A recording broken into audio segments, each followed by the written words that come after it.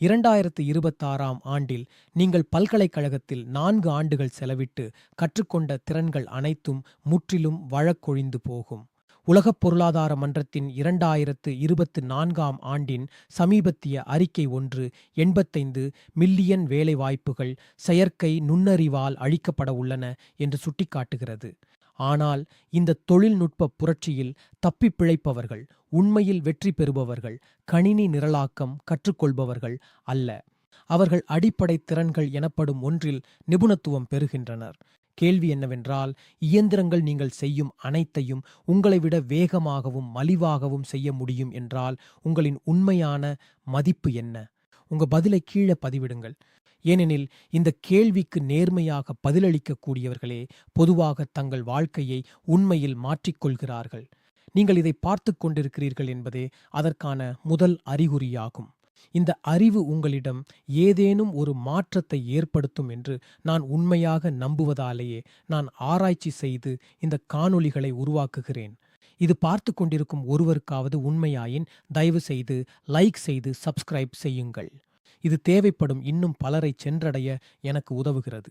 உங்கள் ஒவ்வொருவருக்கும் நான் உண்மையாகவே நன்றியுள்ளவனாக இருக்கிறேன்.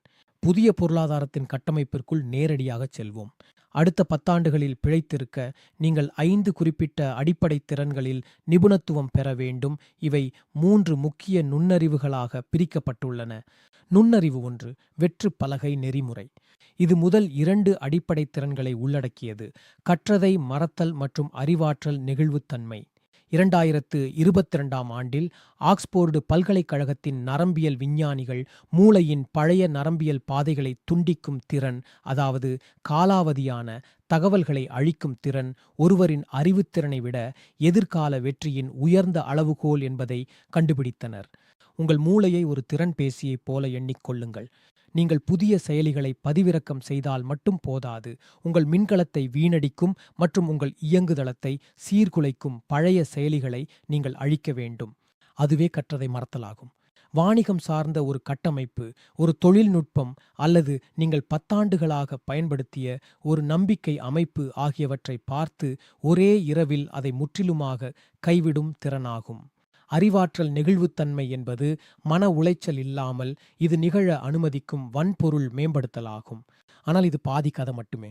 நுண்ணறிவு 2 உணர்ச்சி பூர்வமான நங்கூரம். இது உங்களின் 3வது அடிப்படை திறன். அதிவேக மாற்றங்களுக்கு மத்தியில் உணர்ச்சிகளை கட்டுப்படுத்துதல். இணையம் சில்லறை வணிகத்தை மாற்றியமைக்க 20 ஆண்டுகள் ஆனது.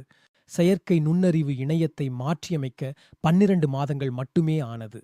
மனித நரம்பு மண்டலம் இந்த வேகத்திற்காக பரிணாம வளர்ச்சி அடையவில்லை. 2023ஆம் ஆண்டின் அமெரிக்க உளவியல் சங்கத்தின் ஆய்வுகள் அலுவலக பணியாளர்களிடையே தொழில்நுட்பத்தால் தூண்டப்பட்ட பதற்றம் 400% அதிகரித்துள்ளதை காட்டுகின்றன. ஒரு சூறாவளியின் ஊடாக ஒரு கப்பலை செலுத்திக் கொண்டே அதே நேரத்தில் அதன் இயந்திரத்தை மீண்டும் கட்டமைக்க முயற்சிப்பதாக கற்பனை செய்து பாருங்கள். நீங்கள் பதற்றம் அடைந்தால் நீங்கள் மூழ்கிவிடுவீர்கள். உணர்ச்சிகளை கட்டுப்படுத்துதல் என்பதே நங்கூரம். உங்களின் தற்போதைய பணி பதவியிலிருந்து உங்களின் சுய மதிப்பை பிரிக்கும் திறனாகும். உங்களின் குறிப்பிட்ட பணி தானியங்கி ஆக்கப்பட்டாலும் உங்களின் மனித உள்ளுணர்வை அவ்வாறு செய்ய முடியாது என்பதை உணர்வதாகும். ஆனால் அடுத்து நான் உங்களுக்கு சொல்லப்போவது யாரும் பேசாத ஒரு பகுதியாகும். நுண்ணறிவு 3 ஒருங்கிணைப்பாளரின் சாதகம். இது இறுதி 2 அடிப்படை திறன்களை கொண்டுள்ளது: குறுக்கு கள ஒருங்கிணைப்பு மற்றும் தீவிர ஆர்வம். ஒரு குறிப்பிட்ட துறையில் சிறந்தவராக இருக்க வேண்டும் என்றே நாம் குழந்தை பருவத்திலிருந்து பயிற்றுவிக்கப்பட்டுள்ளோம். சிறந்த கணக்காளராக இருங்கள், சிறந்த வரைகலை வடிவமைப்பாளராக இருங்கள். ஆனால் செயற்கை நுண்ணறிவு என்பது உச்சக்கட்ட நிபுணராகும். இயந்திரங்களால் பார்க்க முடியாத புள்ளிகளை இணைக்கக்கூடிய பன்முக திறமையாளர்களுக்கே எதிர்காலம் சொந்தம். செயற்கை நுண்ணறிவை உலகின் மிகப்பெரிய நூலகமாக எண்ணிக்கொள்ளுங்கள். அது அனைத்து அறிவையும் கொண்டுள்ளது.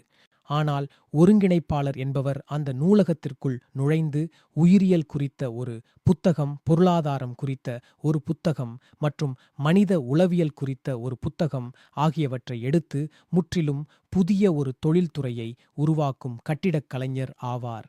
இதற்கு தீவிர ஆர்வம் தேவை. உங்களுக்கு ஒதுக்கப்பட்ட பாதைக்கு வெளியே ஆராய்வதற்கான தீராத பசி. ஆனால் அனைத்தையும் மாற்றும் உண்மை இதுதான்: இவற்றை கற்றுக்கொள்ள நீங்கள் மீண்டும் பள்ளிக்குச் செல்ல வேண்டியதில்லை. அடிப்படை திறன்கள் வகுப்பறையில் பெறப்படுவதில்லை, அவை நெருக்கடிகளில் உருவாக்கப்படுகின்றன. உங்களிடம் ஏற்கனவே மூலப்பொருட்கள் உள்ளன, நீங்கள் அவற்றை செயல்படுத்த வேண்டும். இன்றே தொடங்கி நீங்கள் சரியாகச் செய்யக்கூடியது இதோ. படி 1. உங்கள் முழுமையான நம்பிக்கைகளை தணிக்கை செய்யுங்கள். உங்கள் தொழில் அல்லது உங்கள் துறை பற்றி முழுமையான உண்மைகள் என்று நீங்கள் நம்பும் 3 விஷயங்களை எழுதுங்கள். இப்போது அதற்கு நேர்மாறான கண்ணோட்டத்தை ஆராய 1 மணி நேரம் செலவிடுங்கள்.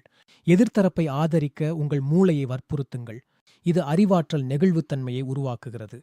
படி 2. ஒருங்கிணைப்பு பழக்கத்தை உருவாக்குங்கள்.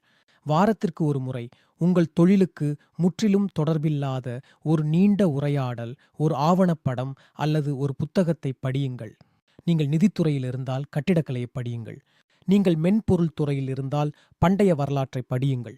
அந்த வெளிப்படையான தலைப்பிற்கும் உங்கள் அன்றாட வாழ்க்கைக்கும் இடையே ஒரு தொடர்பை கண்டறிய உங்கள் மூளையை வற்புறுத்துங்கள். படி 3.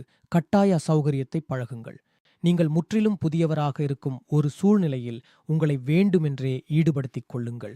புதிய மொழியை கற்றுக்கொள்ளுங்கள், கடினமான உடல் சார்ந்த திறனை முயன்று பாருங்கள், அல்லது உங்களுக்கு புரியாத ஒரு மென்பொருளை பயன்படுத்த முயலுங்கள். நிபுணத்துவம் பெறுவது இங்கு நோக்கமல்ல.